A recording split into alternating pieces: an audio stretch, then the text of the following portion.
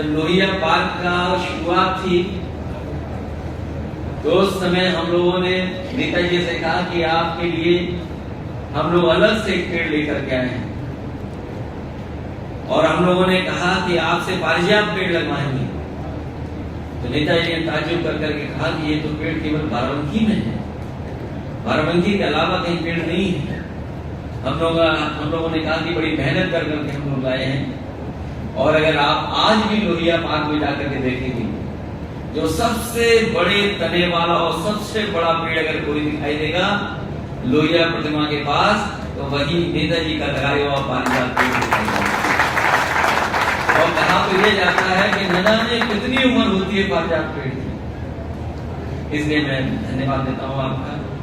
और मुझे उम्मीद है कि जहाँ देश तरक्की कर रहा है, दुनिया के बराबर हमारा देश खड़ा होने के लिए लगातार प्रयास कर रहा है, उसमें कहीं न कहीं एलपीएस कॉलेज के स्कूल के बच्चे उस कड़ी में जोड़ करके अपने भारत और अपने समाज को मजबूत बनाने का काम करेंगे।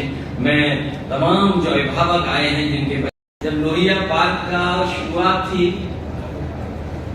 तो उस समय हम लोगों ने नेताजी से कहा कि आपके लिए हम लोग अलग से एक पेड़ लेकर के आए हैं और हम लोगों ने कहा कि आपसे पारिजात पेड़ लगवाएंगे।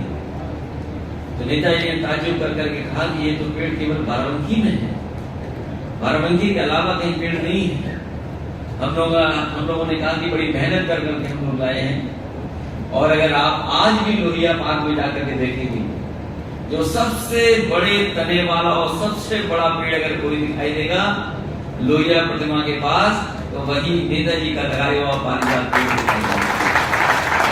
और कहा तो ये जाता है कि न जाने कितनी उम्र होती है पारिजात पेड़ की। इसलिए मैं धन्यवाद देता हूँ आपका। और मुझे उम्मीद है कि जहाँ देश तरक्की कर रहा है, दुनिया के बराबर हमारा देश खड़ा होने के लिए लगातार प्रयास कर रहा है, उसमें कहीं न कहीं एलपीएस कॉलेज के स्कूल के बच्चे उस कड़ी में जोड़ करके अपने भारत और अपने समाज को मजबूत बनाने का काम करेंगे।